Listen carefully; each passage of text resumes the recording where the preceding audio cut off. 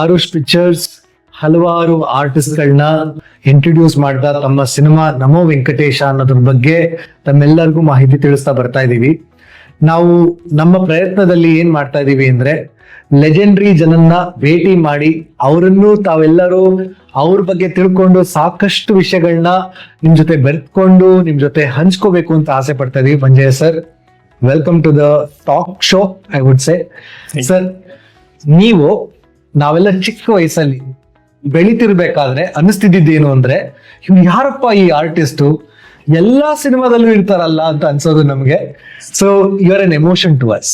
CBI Shankar ಇರ್ಬೋದು, ಅದ್ಭುತವಾದ ಸಿನಿಮಾಗಳಲ್ಲಿ ತಾವು ಪಾತ್ರಗಳನ್ನ ಮಾಡಿದೀರಾ. ಹಾಗೆ ನಾ ಕೇಳ್ಪಟ್ಟಂಗೆ the most powerful, decent, well managed production manager for the entire industry ಅಂದ್ರೆ ತಾವು ಅಂತ ನಾವು ಹಲವಾರು ಸಲ ಕೇಳಿದೀವಿ. ಸೊ ಆನ್ ದಟ್ ನೋಟ್, ನಮೋ ವೆಂಕಟೇಶ ಅನ್ನೋ ಸಿನಿಮಾ ಅಲ್ಲಿ ನಿಮ್ಮೊಂದು ಪಾತ್ರ ನೋಡಿದೆ ನಾನು. ಆಸ್ ಯು ರೈಟ್ಲಿ ಸೆಡ್, ಆ ಹಲವಾರು ವರ್ಷಗಳು ತಾವು ಟೈಮ್ ಸ್ಪೆಂಡ್ ಮಾಡಿರೋದನ್ನ ಆ ಪಾತ್ರಕ್ಕೆ ಕ್ಯಾಮಿಯೋನೇ ಇರ್ಬೋದು, ಆದ್ರೆ ಅದು ಎಷ್ಟು ಚೆನ್ನಾಗಿ ನಿಭಾಯಿಸಿದೀರಾ ಅಂದ್ರೆ as an audience I am very happy to tell that to the world. Right. So just to make people understand, ಏನಾಗಿದೆ ಒಂದು ಸಿನಿಮಾ ಅಂದ ಕೂಡ್ಲೆ ಏನ್ರಿ ಒಬ್ಬ ಡೈರೆಕ್ಟರ್ ಇರ್ತಾನೆ, ಒಬ್ಬ ಪ್ರೊಡ್ಯೂಸರ್ ಇರ್ತಾನೆ, ಒಬ್ರು ದುಡ್ಡು ಹಾಕ್ತಾರೆ, ಒಂದು ಕೆಲಸ ಮುಗ್ದೋಗತ್ತೆ ಅಂತ ಸರಳವಾಗಿ ಹೇಳ್ಬಿಡ್ತಾರೆ, ಅಥವಾ ಅದನ್ನ ಏನೋ ಎಲ್ಲಾರು ಮಾಡುವಂತ ವಿಷಯನೇ ಅಂತ ಹೇಳೋವಂತ ಮಾತುಗಳು ಬರುತ್ತೆ. ಬಟ್ ತಮ್ಮ ಒಂದು ಎಕ್ಸ್ಪೀರಿಯನ್ಸ್ ನ ತಾವು ಶೇರ್ ಮಾಡ್ಕೊಂಡ್ರೆ ನಮ್ಗೆ ಅದ್ರದ್ದು ಕರೆಕ್ಟ್ ಆಗಿ ಡೈಸೆಕ್ಟ್ ಮಾಡಿ ಏನೇನು ವಿಷಯಗಳು ಇರುತ್ತೆ, ಹೇಗೆಲ್ಲ ನಾವು ಕಲ್ತ್ಕೊಳ್ಳೋದಿರುತ್ತೆ ಅನ್ನೋದು ನಮ್ಗೆ ತಿಳ್ಕೊಳ್ಳೋಕೆ ಈಸಿ ಆಗುತ್ತೆ. ಸರ್, 2 ಮಾತು ಹೇಳಿ. ಈಗ ನೀವ್ ಹೇಳ್ದಾಗ ಸಿನಿಮಾ ಅನ್ಕೊಳ್ಳೋ ಏನಂತಾರೆ, ಪರ ಇಲ್ಲ ಬಿಡ್ರ, ಅದು 4 ಜನ ಆರ್ಟಿಸ್ಟ್ ಸೇರಿಸ್ಕೊಂಡ್ಬಿಟ್ಟು ಅದೇನೋ ಒಂದು ಫಿಲಮ್ ತರ್ತಾರೆ, ತೆಗೆದು ಇದು ಮಾಡ್ಬಿಡ್ತಾರೆ, ಏನು ಈ ತರ ಮಾಡಿದಾರಲ್ಲ, ಇದೇನು ಪಿಕ್ಚರ್ ಏನೋ ಇದು ಅಂತ ಕಾಮೆಂಟ್ಸ್ ಬೈಯೋರು ಇರ್ತಾರೆ. ಬಾ ಏನ್ ಮಾಡಿದಾನೆ ಈ ಸಿನಿಮಾನ ಅಂತ ಹೊಗಳೋರು ಇರ್ತಾರೆ. ಆದ್ರೆ ಇದು ಸಿನಿಮಾ ಮೇಕಿಂಗ್ ಇದೆಯಲ್ಲ, ಇದೊಂದು ಆರ್ಟ್ ಇದೆ.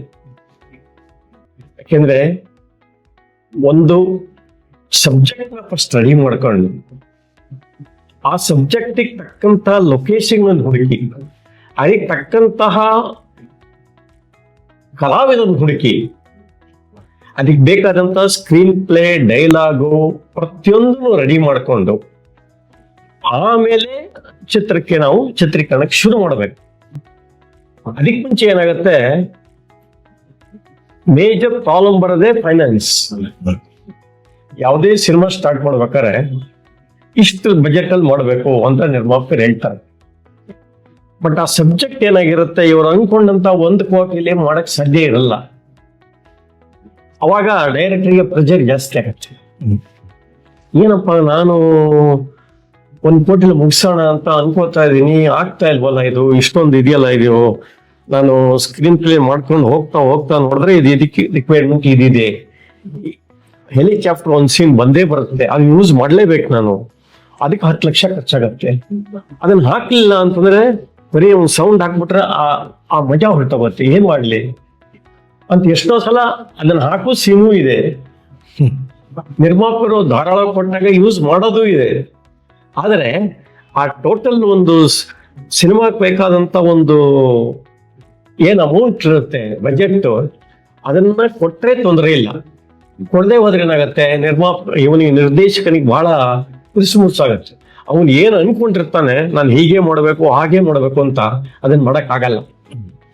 ನಾನು ಒಂದು ಸಿನಿಮಾ ಮಾಡಿದಾಗ ಅವ್ರ ಹೆಸರು ಹೇಳೋದ್ ಬೇಡ, ಆ ನಿರ್ಮಾಪಕರು ಇದೆಲ್ಲ ನಂಗೆ ಗೊತ್ತಿಲ್ಲ ರೀ, 60 ಕ್ಯಾನ್ ಮ್ಯಾಕ್ಸಿಮಮ್ ನಿಮ್ಗೆ ಕೊಡೋದು, ಅಷ್ಟಲ್ಲೇ ಮುಗಿಸ್ಬೇಕು ಅಂದ್ರು. ಅವರು ಲೆಜೆಂಡರಿ ಡೈರೆಕ್ಟರ್, ಇನ್ನೂ ಕ್ಲೈಮ್ಯಾಕ್ಸೇ ಮುಗ್ದಿಲ್ಲ, ಆಲ್ರೆಡಿ 60 ಆಗೋಯ್ತು. ನಾನು ಕೊಡಲ್ಲ ಅಂತಾರೆ ಅವ್ರು. ಇವರು ನಾ ಇಲ್ಲ, ಗೋವಾದಲ್ಲಿ ಬೋಟ್ ಚೇಂಜ್ ಮಾಡಬೇಕು, ಅವಾಗ ಒಂದು ಹೆಲಿಕಾಪ್ಟರ್ ಬರಬೇಕು, ನನಗೆ ಬೇಕೇ ಬೇಕು ಅಂತ. ಅದೇನ್ ಮಾಡ್ತಾರ, ಸುತ್ತಬಿಟ್ಟು ಕೊಡಿ ನನಗೆ, ಪಿಕ್ಚರ್ ಹೋಗ್ಲಿ ಪರವಾಗಿಲ್ಲ ಅಂದ್ಬಿಟ್ರು. ನೀವು ನಂಬಲ್ಲ, ಅದು ದೊಡ್ಡ ವಿಷ್ಣುವರ್ಧನ್ ಅಂತ ನಟರು ಮಾಡಿದಂತ ಚಿತ್ರ. ಆ ನಿರ್ದೇಶಕರಿಗೂ ಸಿಕ್ಕಾಪಟ್ಟೆ ಒಳ್ಳೆ ಹೆಸರಿತ್ತು. ಹೇಗೆ ಪುಟ್ಟಣ ಅವರ ಚಿತ್ರ ಅಂತ ಹಾಕ್ತಾರ, ಹಾಗೆ ಅವ್ರ ಹೆಸರನ್ನ ಹಾಕ್ತಾ ಇದ್ರು. ಆದರೆ ಆ ಮನುಷ್ಯನಿಗೆ ಅದನ್ನ ಅವನು ಅನ್ಕೊಂಡಂತ ರೀತಿನಲ್ಲಿ ಕ್ಲೈಮ್ಯಾಕ್ಸ್ ಆಗಲಿಲ್ಲ, ಪಿಕ್ಚರ್ ಕೂಡ ಫೇಲ್ಯೂರ್ ಆಗ್ತದೆ. ಸೊ ಈ ತರ ಸಮಸ್ಯೆಗಳು ಇರುತ್ತೆ. ಅದಕ್ಕೋಸ್ಕರ ಒಂದು ಸಿನಿಮಾ ಅಂತ ಪ್ಲಾನ್ ಮಾಡಿದಾಗ ಫಸ್ಟು ಬಜೆಟ್ಟು, ಆ ಬಜೆಟ್ಟಿಗೆ ತಕ್ಕಂಗೆ ಕತೆ, ಆ ಕತೆ ಹಿಂಗೆ ಬರಬೇಕು ಅಂತಾದ್ರೆ ಅವಾಗ ಬಜೆಟ್ ಜಾಸ್ತಿ ಆಗುತ್ತೆ. ಅದ್ರಲ್ಲಿ ಕೆಲವು ಏನಾಗುತ್ತೆ, ನಿರ್ಮಾಪಕರು ಹೇಳ್ತಾರೆ, ನಮ್ಮ ಹುಡುಗನ ಇದನ್ನ ಹಾಕೊಂಬಿಡ್ರಿ, ನಮ್ಮ ಕಜಿನ್ ಒಬ್ಬ ಇದನ್ನ ಹಾಕೊಂಬಿಡ್ರಿ, ಈ ಪ್ರೆಷರ್ಗಳು ಜಾಸ್ತಿ ಆಗತ್ತೆ.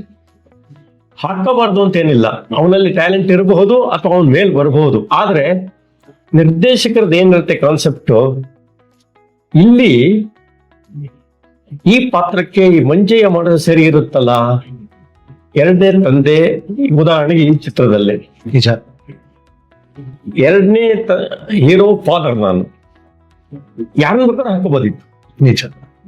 ಆದ್ರೆ ವಿಜಯ್ ಅವರಿಗೆ ನನ್ನ ಮೇಲೆ ನನ್ನ ಒಂದು ಫೇಸ್, ಅವ್ರು ಅದೇ ಹೇಳಿದ್ರು, ನೀವು ಈ ಪಾತ್ರ ಮಾಡಿದ್ರೆ ಚೆನ್ನಾಗಿರುತ್ತೆ, ನೀವು ಬರಲೇಬೇಕು, ನೀವು ಯಾವಾಗ ಹೇಳ್ತಿರೋ ಡೇಟ್ ಅವಾಗ ನಾವು ಪ್ಲಾನ್ ಮಾಡ್ಕೊಳ್ತೀವಿ. ನಾನೇನು ಅಷ್ಟು ಬ್ಯುಸಿ ಅಂತಲ್ಲ, ಆದ್ರೂ ನಿಮಗೇನೋ ಸಮಸ್ಯೆಗಳಿರುತ್ತೆ, ನೀವು ಯಾವಾಗ ಹೇಳ್ತೀರೋ ಅವಾಗ ನಾವು ಮಾಡ್ತೀನಿ ಅಂತ ಹೇಳಿದ್ರು. ಅದೇ ತರ ಹೋಗಿ ಮಾಡಬಲ್ಲೆ.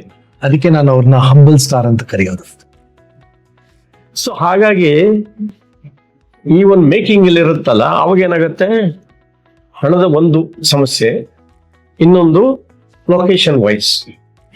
ಈಗ ನಿರ್ಮಾಪಕರಿಗೆ ನಿರ್ದೇಶಕರಿಗೆ ಏನನ್ಸುತ್ತೆ, ನಾನು ಮಾನಸ ಸರೋವರದಲ್ಲೇ ಮಾಡಬೇಕು ಅನ್ಸುತ್ತೆ.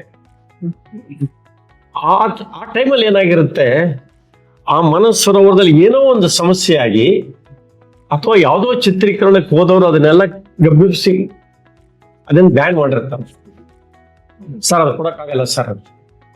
ಅವಾಗ ಏನ್ ಮಾಡ್ಬೇಕು ಇವರು, ಬರೀ ಮಾನಸ ಸರೋವರ, ವೇಟು ಮಾನಸ ಸರೋವರ ಅಂತ ಬೋರ್ಡ್ ತೋರಿಸ್ಬಿಟ್ಟು ಯಾವುದೋ ಒಂದು ನೀರಿನ ಜಾಗ ತೋರಿಸಿ ಚೀಟ್ ಕೊಡ್ಬೇಕಾಗ್ಲಿ.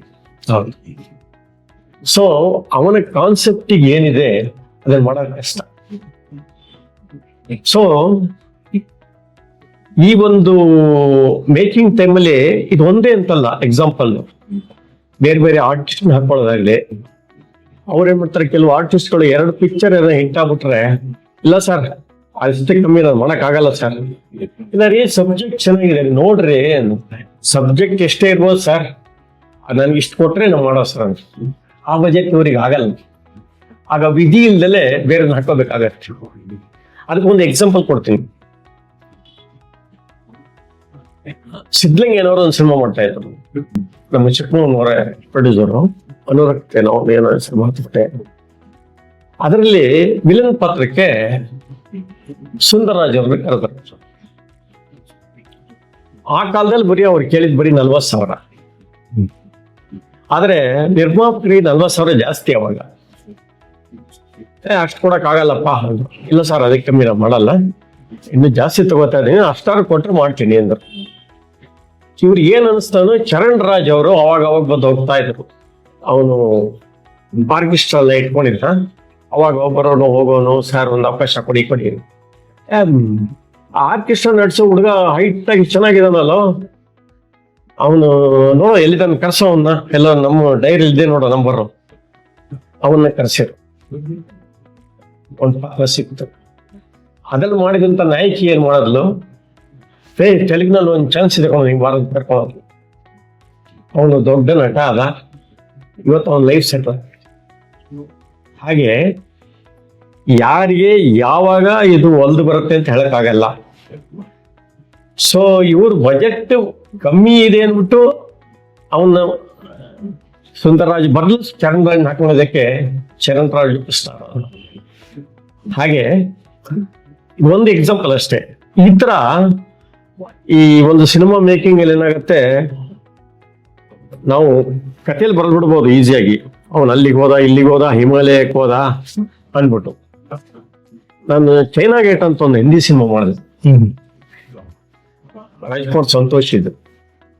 ಅವ್ರು ಅದೇ ಹೇಳೋರು, ನಮ್ಮ ಆರ್ಟ್ ಡೈರೆಕ್ಟರ್ಗೆ ಎಲ್ಲ ಕಡೆ ಎಲ್ಲ ಇದನ್ನ ಗೋಲ್ಡ್ ಮರಗಳು ಇದೆ ಅನ್ನೋ ತರ ಎಸ್ಟಾಬ್ಲಿಷ್ ಮಾಡ್ಬೇಕಪ್ಪ ಅಂದ್ರೆ ಅವನು 2 ಕೋಟಿ ಕೇಳ್ತಾನಪ್ಪ, ಅಷ್ಟೊಂದು ಎಲ್ಲಪ್ಪ ಕೊಡೋದು.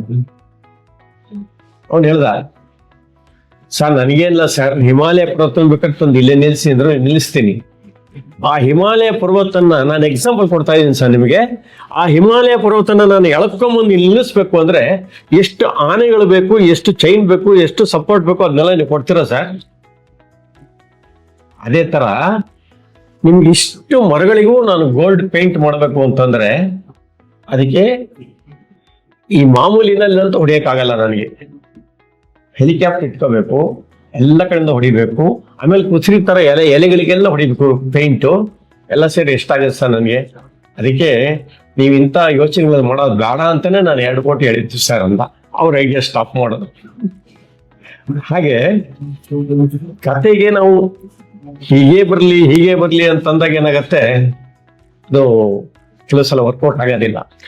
ನಾನು ಅಬ್ಸರ್ವ್ ಮಾಡ್ದಂಗೆ ಸರ್, ನಮ್ಮ ವಿಜಯ್ ಅವರ ವರ್ಕಿಂಗ್ ಸ್ಟೈಲ್, ನಾನು ಎಲ್ಲಾರ್ದು ಟೆಕ್ನಿಷಿಯನ್ಸ್ ಬೇರೆಯವ್ರನ್ನು ಕೇಳ್ಕೊಂಡು ಬಂದೆ. ಅವರು ಏನ್ ಬೇಕು ಆ ಒಂದು ವಿಷಯ ಅದ್ಭುತವಾಗಿ ತಿಳ್ಕೊಂಡು ಆ ಚೌಕಟ್ಟಲ್ಲೇ ಕೆಲಸ ಮಾಡಿ ಪ್ರೊಡ್ಯೂಸರ್ಗೆ ಯಾವುದೇ ರೀತಿ ಹಾನಿ ಆಗದಿರೋ ತರ ಶ್ರೀನಿವಾಸ್ ಅವ್ರನ್ನ ಚೆನ್ನಾಗಿ ನೋಡ್ಕೊಂಡಿದ್ದಾರೆ ಅನ್ನೋ ಒಂದು ಮಾತು ಬಂದಿದೆ. ನಾನು ಅದನ್ನ ಹತ್ರದಿಂದ ನೋಡಿದ್ದೀನಿ ಈಗ. ಸೊ ಆನ್ ದಟ್ ನೋಟ್, ನಿಮ್ಮ 2 ಮಾತು ನಮೋ ವೆಂಕಟೇಶ ಬಗ್ಗೆ ಆಸ್ ಅ ಹೋಲ್ ಸಿನಿಮಾ ಹೊಲಿಸ್ಟಿಕಲಿ ನಿಮ್ಮ ಅಭಿಪ್ರಾಯ ಏನು ಸರ್?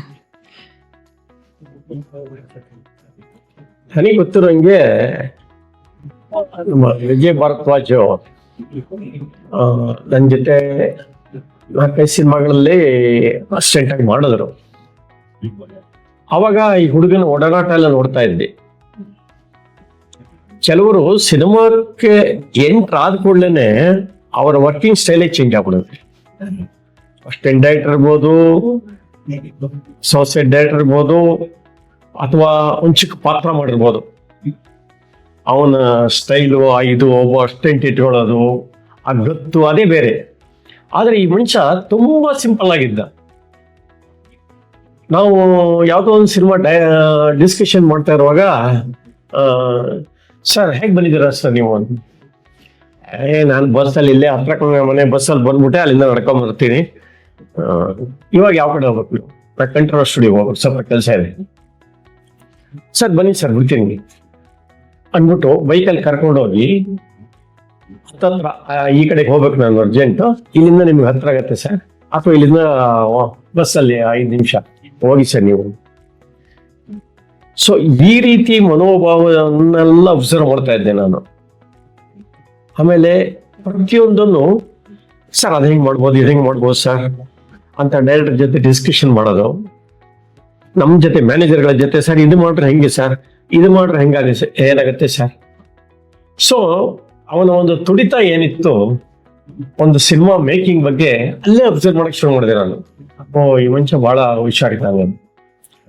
ಆಮೇಲೆ ಚಿಕ್ಕ ಚಿಕ್ಕ ಇದನ್ನ ಅವರು ಮಾಡಕ್ ಶುರು ಮಾಡಿದ್ರು, ಏನು ಟೆಲಿಫಿಲಮು, ಅದನ್ನೆಲ್ಲ ಶಾರ್ಟ್ ಫಿಲ್ಮ್ಸ್. ಅವಾಗ ನನಗೆ ಫೋನ್ ಮಾಡ್ಬಿಟ್ಟು, ಸರ್ ಈ ತರ ಒಂದು ಕಲಾವಿದರು ಬೇಕು, ಈ ತರ ಒಂದು ಲೊಕೇಶನ್ ಬೇಕು, ದಯವಿಟ್ಟು ನನಗೊಂದು ಹೆಲ್ಪ್ ಮಾಡ್ಬೇಕು ನೀವು. ಆಯ್ತು ಸರ್, ನನ್ನ ಕೈಯಿಂದ ಏನಾಗತ್ತೋ ಅದನ್ನ ನಾನು ನಿಮಗೆ ಸಪೋರ್ಟ್ ಮಾಡ್ತೀನಿ ಅಂತೇಳಿ ಅವ್ರಿಗೆ ಕೋಆರ್ಡಿನೇಟ್ ಮಾಡ್ಕೊಡ್ತಾ ಇದ್ದೆ. ಅದರಲ್ಲೊಂದು ಪಾತ್ರನೂ ಆಫರ್ ಕೊಟ್ಟರು. ಆವಾಗ ನನಗೆ ಏನೋ ಸಮಸ್ಯೆ ಇತ್ತು, ಮಾಡಕ್ ಆಗಲಿಲ್ಲ. ಅದನ್ನು ಬೇರೆಯವ್ರು ಮಾಡಿದ್ರು, ಅದು ಹಿಟ್ ಆಯ್ತು. ಅದು ಹಿಟ್ ಆದ್ಮೇಲೆ ನಾನು ನೋಡ್ಬಿಟ್ಟು ಹೊಟ್ಟೆ ಅಯ್ಯೋ ಎಷ್ಟು ಚೆನ್ನಾಗಿತ್ತು ಈ ಪಾತ್ರ, ಮಾಡ್ಬೋದಿತ್ತಲ್ಲ ನಾನು ಅಂತ. ಆ ರೀತಿ ಅವನ್ಲೂ ಅವ್ನು ಅಬ್ಸರ್ವ್ ಮಾಡ್ಕೊಂಡ್ ಬಂದೆ. ಅವಾಗ ನನ್ಗೆ ಎಲ್ಲೋ ಒಂದ್ ಕಡೆ ಇದು ಉತ್ಪ್ರೇಕ್ಷೆ ಅಂತಲ್ಲ, ನಾನು ಶಂಕರ್ನಾಗ್ ಜೊತೆ ತುಂಬಾ ಸಿನಿಮಾಗಳು ಮಾಡಿದ್ದೀನಿ. ಅವರ ಮೇಕಿಂಗ್ ಸ್ಟೈಲು, ಅವರ ಒಂದು ಒಡನಾಟ, ಅವರ ಇನ್ವಾಲ್ವ್ಮೆಂಟು ಏನಿತ್ತು ಅದೆಲ್ಲ ಈ ಹುಡುಗನಲ್ಲಿ ಕಾಣಿಸಕ್ ಶುರು ಆಯ್ತು ನನಗೆ. ಲವ್ಲಿ, ಇದಕ್ಕಿಂತ ದೊಡ್ಡ ಕಾಂಪ್ಲಿಮೆಂಟ್ ಬೇಕಾಗಲ್ಲ. ಅದ್ಭುತ. ಸೊ ಹಾಗಾಗಿ ಶಂಕರ್ನಾಗ್ ಸ್ಟೈಲಲ್ಲೇ ಇದಾರಲ್ಲ ಈ ಹುಡುಗ, ಇರ್ಲಿ. ಅದಕ್ಕೆ ಒಂದು ಚಿಕ್ಕ ಉದಾಹರಣೆ ಕೊಡ್ತೀನಿ. ಅಂದ್ರೆ ಈಗ ಶೂಟಿಂಗ್ ಮಾಡ್ತಾ ಇರ್ತೀವಿ ನಾವು, ಆಗಲೇ 1 ಕಾಲ ಆಗೋಗಿದೆ, ಬ್ರೇಕ್ ಕೊಡ್ಬೇಕು ಇನ್ನೇನು. ಮಾಲ್ಗುಡಿ ಹಿಂಗೆ ಆಯ್ತು ನಮಗೆ ಶಂಕರ್ನಾಗ್ದು. 1 ಶಾಟ್ ಈ ಕಡೆ ತಿರ್ಗಿಸ್ಕೊಂಡು ತೆಗಿಬೇಕು. ಅಲ್ಲೇನಾಗಿದೆ 1 ಗಂಟೆ ಆಗೋಯ್ತಲ್ಲ ಅಂತ ಈ ಕಡೆ ಹೆಂಗೂ ಬರಲ್ಲ ಅಂತ ಹೇಳಿ ಅವರು ಊಟದ ಇಟ್ಕೊಂಡ್ಬಿಟ್ಟಿದ್ದಾರೆ. ಏನು ಕೆಲಸ ಇಲ್ಲದೆ ಇರೋರು ಸೌಂಡ್ ಮಾಡ್ದಲೆ ಅವ್ರ ಪಾಡಿಗೆ ಅವರು ಆಗಲೇ ಶುರು ಹಚ್ಕೊಂಡ್ಬಿಟ್ಟಿದ್ದಾರೆ. ಈಗ ಅದನ್ನ ಬಿಟ್ರೆ ಅದೊಂದು ಶಾರ್ಟ್ ನ ಮತ್ತೆ ಬ್ರೇಕ್ ಆದ್ಮೇಲೆ ಮತ್ತೆ ಸೆಟಪ್ ಮಾಡು ಅದೆಲ್ಲ ಮಾಡೋದು ಲೇಟ್ ಆಗಿ ಹೋಗುತ್ತೆ. ಏನ್ರೋ ಇಲ್ಲಿ ಇಟ್ಕೊಂಡಿದೀವಿ, ಶಾರ್ಟ್ ತೆಗಿಬೇಕು, ಇಲ್ಲಿ ಇಟ್ಕೊಂಡ್ಬಿಟ್ಟಿದ್ರಲ್ಲ ನೀವು ಪ್ರೊಡಕ್ಷನ್ ಎಲ್ಲ ಕೇಳ್ಬೇಕು ತಾನೆ ನನ್ನ ಅಂದ್ರು. ಬರೀ ಅಷ್ಟು ಹೇಳಿದ್ರೆ ಏನಾಗುತ್ತೆ, ಸರ್ ಆಮೇಲೆ ಮಾಡ್ಕೊಳ್ಳಿ ಸರ್ ಅಂದ್ಬಿಡ್ತಾರೆ. ಅಥವಾ ನಿಧಾನಕ್ಕೆ ಇವನ್ ಬಂದು ಎಲ್ಲ ಇದು ಮಾಡೋದ್ರೊಳಗೆ ಕನಿಷ್ಠ ½ hour ಹೋಯ್ತು ಹೊರಟೈತು. ಇವ್ರೇನ್ ಮಾಡಿದ್ರು, ಬರಲಿ ಅಂದ್ರು, ಒಂದ್ ದೊಡ್ಡ ಅನ್ನದ ಪಾತ್ರೆ ಸೀದಾ ಹಿಂಗೆ ತಗೊಂಡ್ರು. ತಿರುಗಿ ನೋಡಿದ್ರೆ ಅಲ್ಲಿ ಇದ್ದಂತ ಲೈಟ್ ಮ್ಯಾನ್ಗಳು, ಅಸಿಸ್ಟೆಂಟ್ ಡೈರೆಕ್ಟರ್ಗಳು, ಆರ್ಟಿಸ್ಟ್ ಪ್ರತಿಯೊಬ್ಬರು ಒಂದೊಂದೊಂದು ಎತ್ಕೊಂಡ್ಬಿಟ್ರು. ಹಾಗೆ ಒಬ್ಬ ದೊಡ್ಡ ನಟ ನಿರ್ದೇಶಕ ಶಂಕರ್ದಾಗಂತ ಲೆಜೆಂಡರಿ ಎತ್ಕೊಂಡು ಹಿಡ್ದ ಅದನ್ನ ಕ್ಲಿಯರ್ ಮಾಡ್ತಾ ಇದ್ದಾನೆ ಅಂತ ಆದಾಗ ಏನಾಗತ್ತೆ, ಅವ್ರ ಅರಿವೇ ಇಲ್ದಂಗೆ ಪ್ರತಿಯೊಬ್ಬರು ಸಪೋರ್ಟ್ ಮಾಡಿ ಚಕ್ ಚಕ್ ಚಕ್ ಅಂತ ವಿತಿನ್ 2 minutes ನೀವು ನಂಬಲ್ಲ ಎಲ್ಲ ಕ್ಲಿಯರ್ ಆಗೋಯ್ತು. ಶಾಕ್ ನೋಡಕ್ಕೆ. ಕೂಡಲೇ ಆ ಶಾರ್ಟ್ನ ತಗೊಂಡ್ರು, ಆಮೇಲೆ ಬ್ರೇಕ್ ಕೊಟ್ರಿ. ಇದೇ ತರ ಕೆಲಸವನ್ನ ನಾನು ವಿಜಯನಲ್ಲಿ ನೋಡಿದೀನಿ. ನನ್ನ ಸೀನ್ ಶೂಟ್ ಮಾಡುವಾಗ ಕೂಡ ಅರ್ಧ ಸೀನ್ ಆಗಿದೆ, ಮಳೆ ಬಂದ್ಬಿಡ್ತು. ಅದು ಓಪನ್ ಪ್ಲೇಸ್ ಅಲ್ಲಿ ಬೇರೆ ಹಾಕಿದ್ದಲ್ವಾ, ಸೊ ಶೂಟ್ ಮಾಡಂಗೆ ಇಲ್ಲ, ವೆಯ್ಟ್ ಮಾಡ್ಲೇಬೇಕು. ಅಂತ ಮಳೆ ಬರುತ್ತೆ, ಎಷ್ಟೊತ್ತೇನಿಲ್ಲ ಅಂತ ಗೊತ್ತಿಲ್ಲ. ನಾವೆಲ್ಲ ತಲೆ ಮೇಲೆ ಕೂತ್ಕೊಂಡು ಏನಪ್ಪಾ ನಾನು ರಿಟರ್ನ್ ಟಿಕೆಟ್ ಬೇರೆ ತಗೊಂಡ್ಬಿಟ್ಟಿದ್ದೀನಿ, ಇವತ್ತು 10 ಗಂಟೆಗೆ ಬಸ್ಸು, ಈಗಲೇ 7 ಗಂಟೆ ಆಯ್ತು. ಈಗ ಇದಷ್ಟೇ ಕತೆ, ನಾನು ನಾಳೆನೇ ಇನ್ನು ನನಗೇನಲ್ಲಿ ಬೆಂಗಳೂರು ಕಡ್ದಾಕೋದಿಲ್ಲ. ಆದ್ರೂ ಟಿಕೆಟ್ ವೇಸ್ಟು, ಹೇಳಿ ಬಂದಿದ್ದೀನಿ ಮನೇಲಿ, ಒಂದ್ ದಿವಸ ವೇಟಿಂಗು ಆಗತ್ತಲ್ಲ ಅನ್ನೋ ಫೀಲಿಂಗ್ ಎಲ್ಲ ಇದ್ದೆ. ಸಡನ್ ಆಗಿ ಕ್ಯಾಮರಾಮನ್ ಎಲ್ಲ ಕರೆದ್ರು, ಇಲ್ಲಿ ಹೀರೋಯಿನ್ ಕರೆದ್ರು, ನಮ್ಮ ಆ ಡ್ರೆಸ್ ಇದೆಯಲ್ಲ ಅದನ್ನ ಹಾಕೋ, ಅವ್ರನ್ನ ಏನ್ ಮಾಡೋ ಇದು ಮಾಡೋ ಚಕ್ಕ ಚಕ್ಕ ಅಂತ ಬಂದ್ರು. ಒಳಗಡೆ ಹೋದ್ರು, ಇನ್ನೊಂದು ಸೀನ್ ಟಕ್ ಅಂತ ತೆಗಿಯಕ್ಕೆ ಶುರು ಮಾಡೋದು. ಮಳೆ ಅಷ್ಟಲ್ಲಿ ನಿಲ್ತು. ಆ ಸೀನ್ ಮುಗಿಸೋದು ಸರಿಯಾಗಿ ಮಳೆ ಕಮ್ಮಿ ಆಯ್ತು. ಕೂಡ್ಲೆ ಬಂದ ನಿಮ್ಮ ಮನುಷ್ಯ ಇಲ್ಲಿ ಅಂತೇಳಿ ಅದೇ ಶಂಕರ್ನಾಗ್ ಸ್ಟೈಲಲ್ಲಿ ಆ ಸೋಫಾ ತೆಗೆದ್ರು, ಈ ಕಡೆ ಹೇಳ್ಕೊಂಡ್ರು. ಇದನ್ನ ನೋಡಿ ಕೂಡಲೇ ಆರ್ಟ್ ಡಿಪಾರ್ಟ್ಮೆಂಟ್ ಇವರು ಹೆಲ್ಪ್ ಮಾಡಿ 5 ನಿಮಿಷ ಒಳಗೆ ಸೆಟಪ್ ಆಗ್ಬೇಕು. ಆಮೇಲೆ ನಮ್ ಸೀನ್ ಮಾಡಿದ್ರು. 8:15 ಒಳಗೆಲ್ಲ ಮುಗ್ದೋಯ್ತು. ಅದು ಆರಾಮಾಗಿ ಊಟ ಮಾಡ್ಕೊಂಡು 9:30 ಬಸ್ಸಿಗೆ ಹೋದೆ ನಾನು. ಬಟ್ ಆ ಒಂದು ಸ್ಪಾಂಟೇನಿಯಸ್ ಐಡಿಯಾ, ಆಮೇಲೆ ನಂದು ಅನ್ಕೊಂಡು ಕೆಲಸ ಮಾಡೋದಿದೆಯಲ್ಲ, ಪ್ರೊಡಕ್ಷನ್ ಬಾಯ್ ಆಗಿ ಅಲ್ಲೇನೋ ಊಟ ಬಡಿಸ, ಏನಪ್ಪಾ ಯಾಕೆ ಸುಮ್ಮನೆ ಕೂತಿದ್ಯಾ, ಹೋಗ್ ಚಪಾತಿ ಊಟ. ಅವರು ಒಳ್ಳೆ ಕುಕ್, ಬೇರೆ ಅಡಿಗೆ ಕೂಡ ಮಾಡ್ತಾರೆ. ಹೌದು, ಅದ್ಭುತ. ಅವ್ರು ತಿಂದಿ ನಾನು.